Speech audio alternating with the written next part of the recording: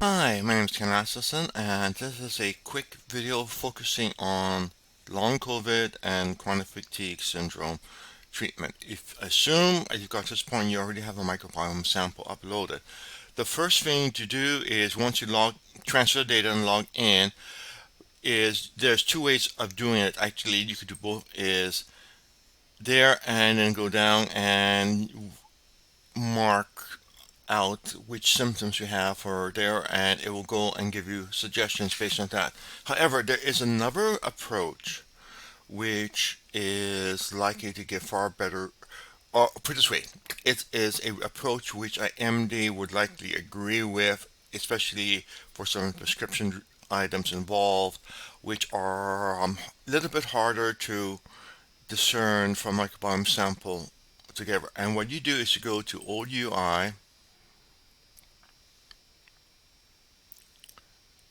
and what you do is you go to changing microbiome, and we have strict cross pub validated suggestions. By cross validated, it means that we can choose things which will help you in theory correct the microbiome, and before we give you those list of things, we go and filter them by ones which have been used in studies with for long COVID or for chronic fatigue syndrome, which helps. Now, it's a relatively small, long list, and all you do is click here, and basically that is it. Get report. It will take a few seconds or minutes, depending on how busy the system is, to get the report produced. Okay, so report is generated. The first section of the report, this section here is standard off-the-shelf advice which you can get from the internet on things that help. It's just simply there as a reference point.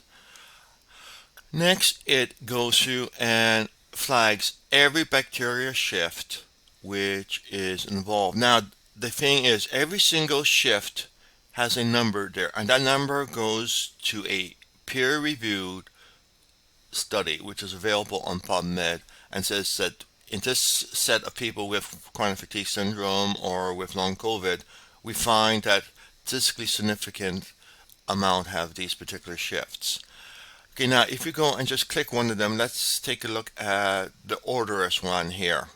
If you click here, and that's number 3, and now we go down and we see there's a study it comes from, spelled out, and you can go and click here and you can actually go to the study, but let's not worry about doing that. So the first thing it does is identifies the bacteria which are the actual problems. Nice, simple. Here's the literature, here is, and the shifts you have are in agreement on all of these different bacteria, so we have a profile of the bacteria shift we want to address.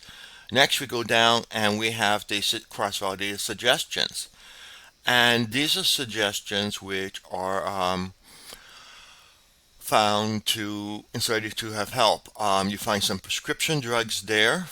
And again, as before, let's take a look at CoQ10. CoQ10 was in the general list up above, but let's go down and look at the actual study. So CoQ10 is 1619, so we have a bunch of them. So let's look at the first one.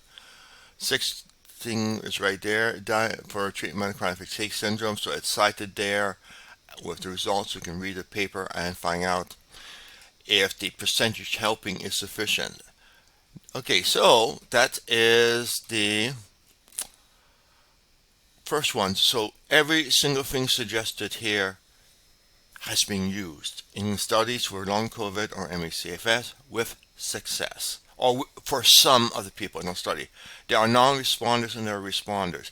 The reason I do the microbiome connected with it is very simple. My hypothesis is that the non-responders have a different set of microbiomes, so they react differently to the supplements. These are ones which will correct the bacteria shifts here, and which also help a percentage, which means chances are you will likely be a good responder to it. Okay, so that is it. Very simple, very straightforward. Now, one of the things I've done is you see that some things have the scientific name and then the common name is after it. and there goes down below. Now what we have down below are additional names, because sometimes in one part of the world it's called one thing, in another part it's called another. Sometimes people go by trade names or marketing names. So I basically try to make life easy to figure out by giving you all the information. Most of the time people can skip over that section. And then we have why each one is picked. Each one of these were picked because they normalize each one of here, and here is the studies which indicate it's normalized. So you can take a look through and figure out which ones you do. For example, we have the first four are all comes from using a particular probiotic. Sorry, particular antibiotic, which is nice. So, and the next one is two, and the next one too, which means that antibiotic really hits a lot of the shifts nicely, which is sweet. So, in other words, there, but it's antibiotic, which means you have to get your MD buy-in to get it prescribed.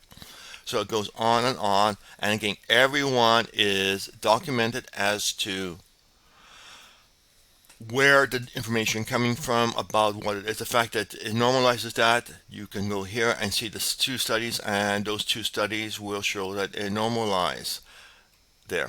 Some of the substances could be hard to get, and there. So we go through and we give you all the information. Talk about information. This is basically, remember, designed to be handed to an MD or a naturopath or someone like that, to provide them guidance. These are, again, keyword suggestions. It's not a protocol. It's not you must take everything. These are suggestions of things to try. Some will work, some will not work. Some could have adverse effect.